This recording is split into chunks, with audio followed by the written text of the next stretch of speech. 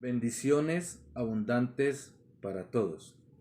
Damos gracias a Dios por su presencia, por su amor, por su gracia y por su misericordia sobre nosotros cada día. Damos gracias al Señor también por los servicios del día viernes, los que hemos denominado Armonía de los Evangelios. Y aunque los compartimos de manera virtual, sabemos que son de mucha bendición y edificación para nuestras vidas. Y le doy infinitas gracias al Señor por esta oportunidad, por la bendición y el privilegio que me da de poder compartir su palabra en este día. Hoy nos corresponde leer en el Evangelio de Juan, el capítulo 17, del versículo 1 al 5. He denominado esta enseñanza, la he titulado El Hijo en comunión continua con el Padre. Dice la palabra del Señor: Estas cosas habló Jesús y levantando los ojos al cielo dijo: Padre, la hora ha llegado. Glorifica a tu Hijo, para que también tu Hijo te glorifique a ti, como le has dado potestad sobre toda carne, para que dé vida eterna a todos los que le diste. Y esta es la vida eterna, que te conozcan a ti, el único Dios verdadero, y a Jesucristo a quien has enviado. Yo te he glorificado en la tierra, he acabado la obra que me diste que hiciese. Ahora pues, Padre, glorifícame tú al lado tuyo, con aquella gloria que tuve contigo antes que el mundo fuese. Señor, te damos gracias por tu palabra, Padre eterno.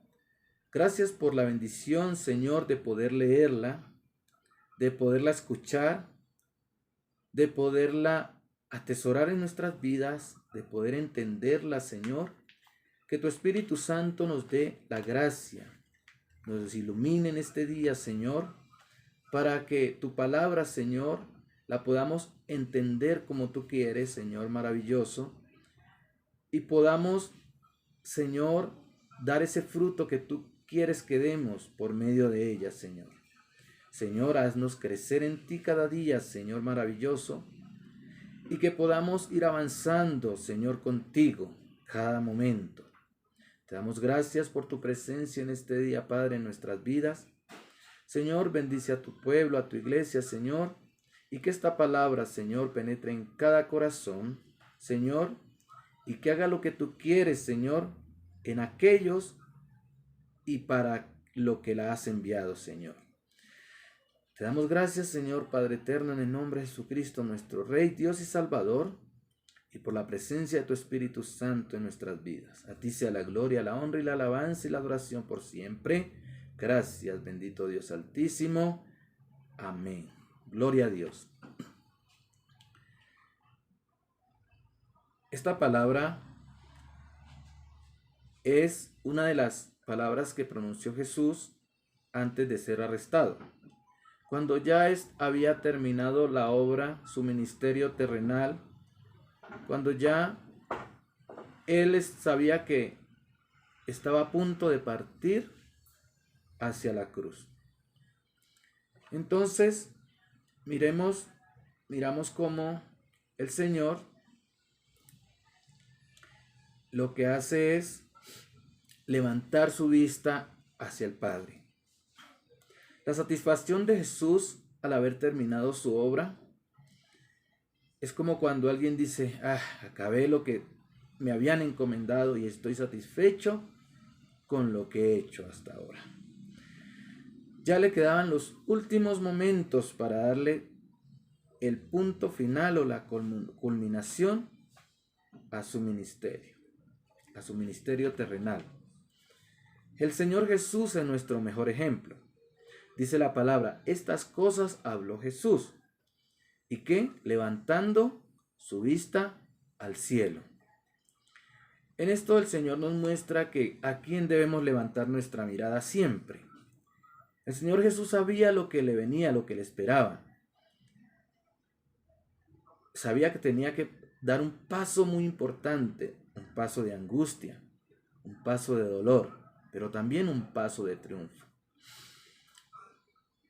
Eso nos da a entender y a llevar que nosotros debemos levantar nuestra vista en toda ocasión, es hacia el Padre. Como Jesús, cuando en el Padre Nuestro también oró diciendo, Padre nuestro que estás en los cielos. ¿A quién debemos adorar? Al Padre. ¿A quién debemos exaltar? Al Padre. ¿A quién debemos pedir? Al Padre. ¿A quién debemos agradecer? Al Padre. El Señor Jesús nos lo enseñó. ¿Por medio de quién debemos ir al Padre? Por medio de nuestro Señor Jesucristo. ¿Sí? En esto miramos que si Jesús, siendo el Hijo de Dios, siendo Dios mismo, buscaba la dirección del Padre, cuanto más nosotros debemos siempre acudir a nuestro Padre Celestial. Llámese como se llame la situación. Debemos entender que hay alguien que está siempre allí pendiente de nosotros, esperando que nosotros acudamos a Él. Siempre nuestro Padre está pendiente. Y cuando digo al Padre, también estoy hablando de nuestro Señor Jesús, claro, porque Él, es por medio de Él. ¿Sí? Por medio de Él que podemos ir al Padre. Sin Jesús no podemos llegar al Padre. ¿Sí? Jesús mismo dijo, el que tiene al Hijo, tiene la vida. Y Jesús dijo, yo soy el camino, la verdad y la vida. Esto lo miramos en Juan 16, versículo 6. Dijo Jesús, yo soy el camino, la verdad y la vida. Nadie viene al Padre si no es por mí. Es decir, no hay otro camino, no hay otra forma. Solo por medio de Jesús podemos ir al Padre. Podemos ir a la presencia de Dios. Sin Jesús no hay acceso al Padre. No hay forma de llegar. ¿Sí? No hay otro camino. Hay quienes han buscado otros caminos, otras formas, inventan cosas, pero no hay otra forma. La única manera de llegar a Dios es a través de Jesús, ¿sí? Que también es Dios. Entonces, miramos a Jesús diciendo estas últimas palabras, ¿sí? Estas palabras son de seguridad, de esperanza, de confianza.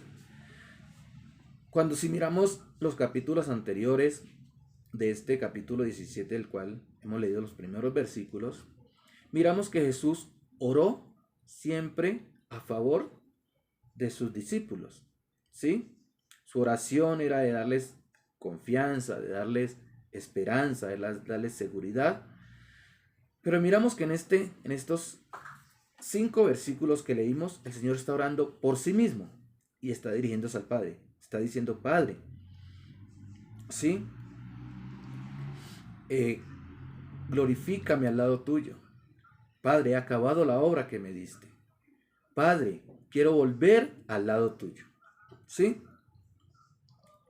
Entonces, podemos mirar que el Señor nos muestra una de las principales normas de supervivencia. Cuando uno es entrenado en supervivencia y rescate, una de las principales normas que le dan es que debe estar primero uno seguro, o sea, asegurarse uno mismo para poder asegurar a los demás, ¿sí? Debe uno estar fuerte para poder levantar a los que están caídos. Debe estar firme para poder ayudar a los que están débiles. Entonces Jesús nos está mostrando que primero uno debe estar bien para poder ayudar a los que no lo están. Entonces Jesús está asegurándose en la presencia del Padre porque Él quiere asegurarse en Él para su obra final, para poder Él también ayudar a los que vienen con Él.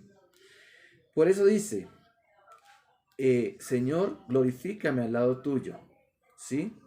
Con esa gloria que tuve antes que el mundo fuese. Y como dije, cuando hablamos del Padre no estamos excluyendo al Hijo, porque el Padre, el Hijo y el Espíritu Santo son uno solo. Dios es uno. La gloria del Padre es también la gloria del Hijo. Jesús levanta los ojos al cielo y habla con el Padre. Había cumplido cada encomienda dada por el Padre y sabía que la hora final había llegado. Por eso le dice al Padre: Padre, la hora ha llegado, glorifica a tu Hijo, para que también tu Hijo te glorifique a ti. Esto Jesús nos enseña que la gloria es para Dios. Todo lo que hacemos, todo lo que tenemos, todo lo que el Señor nos ha dado es para la gloria suya, ¿sí? Todo el Señor lo creó para su gloria, desde que hizo todo en la creación del mundo, la naturaleza, los árboles, los animales, todo, y cuando nos creó a nosotros también, todo es para gloria suya, para darle gloria a Él. Entonces, el Señor dice: he cumplido, ¿sí?, la misión que me encomendaste. La obra está casi terminada, porque faltaba una partecita, una parte importante para concluirla, ¿sí? Pero ¿qué dice el Señor? ¿Sí? Padre, quiero volver a mi lugar de origen, como era al principio. Eso es lo que Jesús le está diciendo al Padre en ese momento, ¿sí? Porque el Señor había dejado su gloria, había dejado su trono, había dejado su majestad para venir a ser lo que el Dios le había encomendado. Como dice la palabra en Filipenses capítulo 2, versículo del 5 al 8 dice: haya pues en vosotros este sentir que hubo también en Cristo Jesús, el cual, siendo en forma de Dios, no estimó el ser igual a Dios como cosa a que aferrarse, sino que se despojó a sí mismo, tomando forma de siervo, hecho semejante a los hombres, y estando en la condición de hombre, se humilló a sí mismo, haciéndose obediente hasta la muerte y muerte de cruz. ¿Sí? Entonces miramos que el Señor, o sea, Jesús, quería estar de nuevo en su gloria, al lado del Padre. Por eso le dice al Padre: glorifica a tu Hijo. Entonces miramos que al Hijo ser glorificado, también el Padre es glorificado por el Hijo. Porque Él le dice: glorifícame al lado tuyo, ¿sí? Y miramos que la gloria del Padre es la gloria del Hijo. O sea, al honrar al Padre, también honramos al Hijo. Y al honrar al Hijo, también honramos al Padre y honramos al Espíritu Santo. Pues Dios Padre, Dios Hijo y Dios Espíritu Santo son uno en esencia. Creemos en un Dios trino, ¿sí? Por eso Jesús le dice al Padre: Señor, glorifícame al lado tuyo, ¿sí? Y le sigue diciendo: y como le has dado potestad sobre toda carne, para que dé vida eterna a todos los que me diste. Entonces, miramos que el Señor tiene potestad sobre toda carne. ¿Quién le dio la potestad? El Padre, ¿sí? Por eso le dice: porque le has dado potestad sobre toda carne, ¿sí? Pero también dice: a los que me diste, ¿sí? No es para todo el mundo, no es para todos. Sí, el ofrecimiento es para todos, pero solo la reciben los que hemos creído, los que hemos aceptado ese regalo de Dios, ese don y ese privilegio de creer en Jesús como nuestro Salvador, y le hemos recibido como nuestro Dios y nuestro Señor. ¿Sí? La vida eterna que Jesús ofrece, de la que habla, es para quienes le pertenecen a Él. Por eso dice: a los que me diste. ¿Sí? Miremos lo que dice en Daniel capítulo 12, versículo 2. Dice así: y muchos de los que duermen en el polvo de la tierra serán despertados, unos para vida eterna y otros para vergüenza y confusión perpetua. Los entendidos resplandecerán como el resplandor del firmamento, y los que enseñan la justicia a la multitud como las estrellas a perpetua eternidad. Miremos lo que dice en Apocalipsis 21:8. Pero los cobardes e incrédulos, los abominables y homicidas, los fornicarios y hechiceros, los idólatras y todos los mentirosos tendrán su parte en el lago de fuego, en el lago que arde con fuego y azufre, que es la muerte segunda. Entonces aquí miramos que aunque Dios ofrece la vida eterna para todos, no todos la aceptan y la reciben. Entonces, gracias a Dios le damos por su infinito amor, porque Él nos ha llamado y nos ha dado esa vida eterna, nos ha apartado para sí y nos ha hecho sus hijos, ¿sí? También miramos que dice en Romanos capítulo 1, dice: porque todo lo que sin ley han pecado, sin ley también perecerán. Y todos los que bajo la ley han pecado, por la ley serán juzgados. Porque no son los oidores de la ley los justos ante Dios, sino los hacedores de la ley serán justificados. ¿Sí? Miramos que el Señor dice que la vida eterna solo está en Él. Y sabemos que la vida eterna solamente está en Jesús. ¿Sí? Por eso Él dice que Él da y tiene potestad para dar vida a todos los que somos de Él.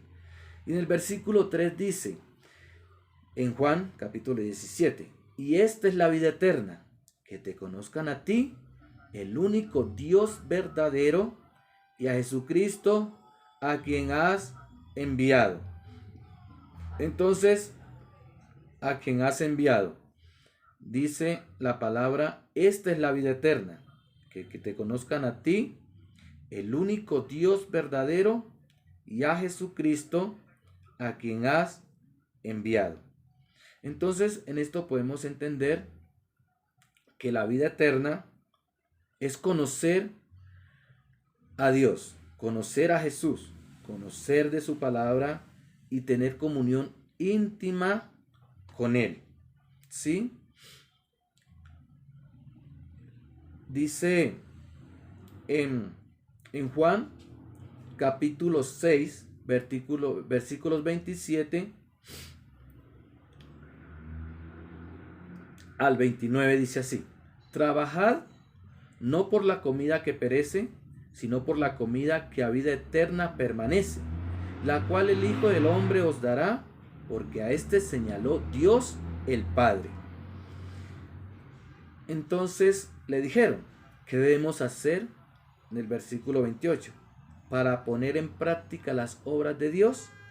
Respondió Jesús y les dijo, esta es la obra de Dios, que creáis en el que Él ha enviado. Entonces, en el versículo 35 dice, Jesús les dijo, yo soy el pan de vida. El que a mí viene nunca tendrá hambre, y el que en mí cree no tendrá sed jamás. Entonces, ¿qué podemos entender? Que la vida eterna está solo en Jesús. Que la obra de Dios es que creamos en el que Él ha enviado. O sea, al creer en Jesús es el comienzo de hacer la obra de Dios. Y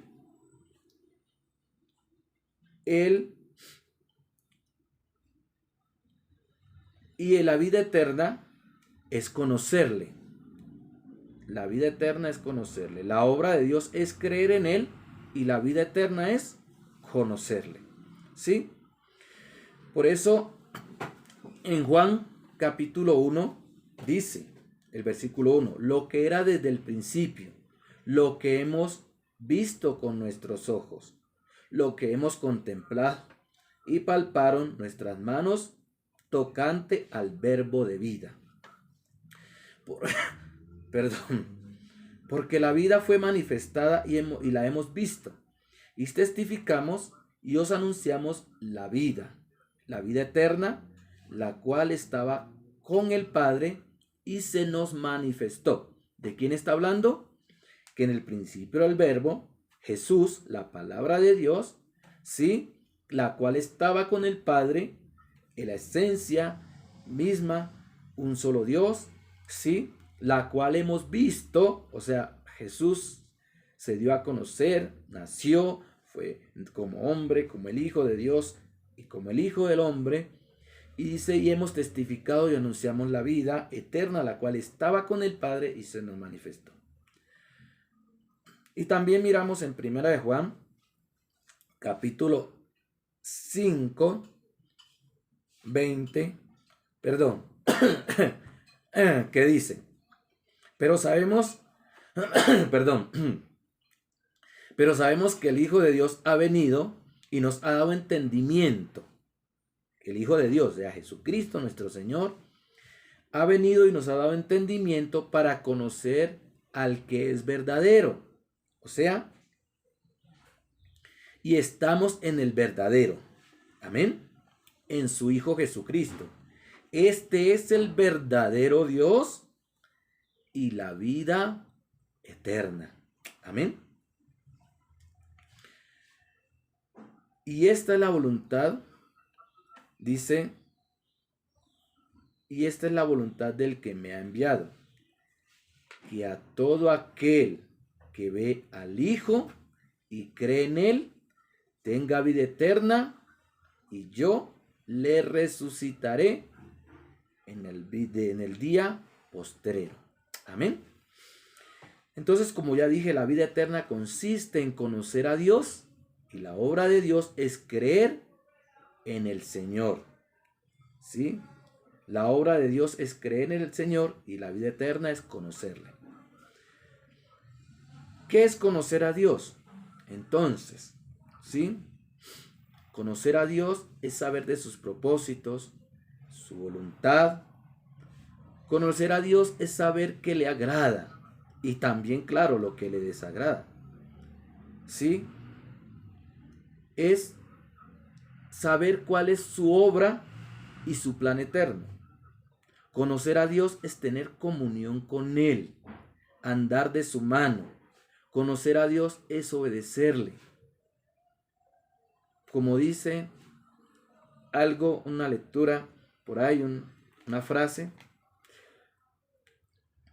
es imposible conocer a Dios y no amarle. ¿Sí? Y es imposible amarle y no servirle.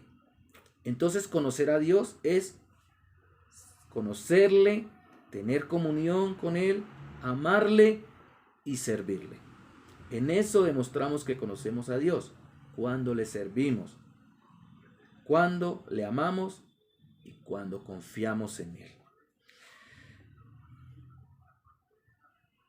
Entonces, ¿qué es lo importante para nosotros en nuestra vida? Creer en el Señor, conocerle y servirle. En Jeremías 9:23 dice, así dijo el Señor, no se alabe el sabio en su sabiduría, ni en su valentía se alabe el valiente, ni el rico se alabe en sus riquezas. Mas alábese en esto el que se hubiere de alabar, en entenderme y conocerme que yo soy el Señor, que hago misericordia, juicio y justicia en la tierra, porque estas cosas quiero, dice el Señor. Entonces, ¿qué nos podemos nosotros gozar y regocijar? No en que tengamos dinero, no en que tengamos mucho estudio, no en que tengamos tanta reconocimiento de los seres humanos, sino que podemos regocijarnos en conocer a Dios y en entenderlo, en servirle y en seguirle. Amén. Es importante entender aquí en esta palabra que Jesús aclara que te conozcan a ti, el único Dios verdadero, y a Jesucristo a quien has enviado. ¿Qué está diciendo el Señor? Que nomás hay un solo Dios verdadero, el único que existe, el único creador, el único que sustenta y sostiene la creación, el único que perdona, el único redentor, el único salvador. Amén. Todos los demás son dioses falsos, inventados por el ser humano. ¿Sí? Por el ser humano no someterse al verdadero Dios, se ha inventado sus propios dioses,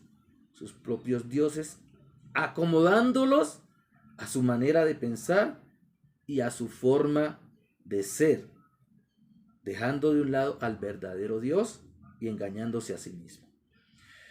Entonces, cada uno se inventa un Dios a su acomodo, a su manera, pero no, Dios es único. El Dios que nos dice las cosas como son a través de su palabra. ¿Y cómo conocemos a Dios? Una cosa es saber de la existencia de Dios y otra cosa diferente es conocerle. Sí, podemos saber de la existencia de Dios por medio de la naturaleza, como dice el Salmo 19, versículo 1. Los cielos cuentan la gloria de Dios y el firmamento anuncia la obra de sus manos. Un día emite palabra a otro día y una noche a otra noche declara sabiduría. Entonces, ¿qué miramos aquí? Que la perfección de la creación nos indica que lo que existe no es pura casualidad. ¿Sí? Como dicen algunas teorías, como si las cosas se hubieran acomodado solas.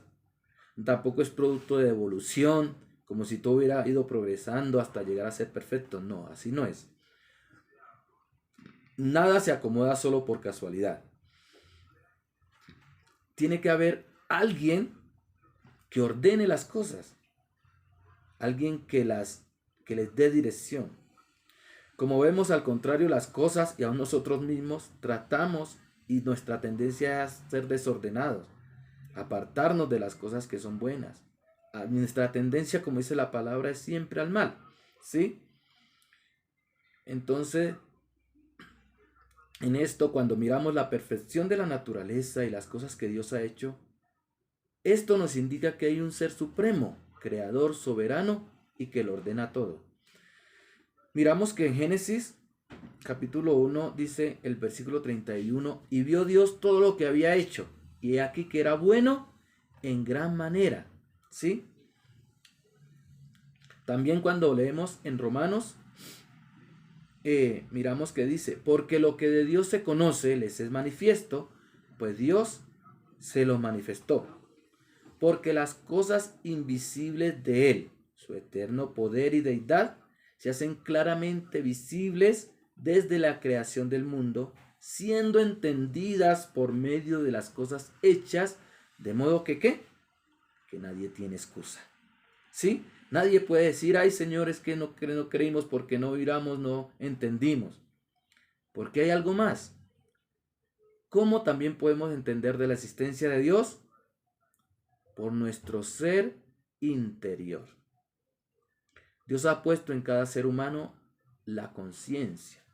La conciencia de su existencia, de que hay alguien supremo que está por encima de todas las cosas.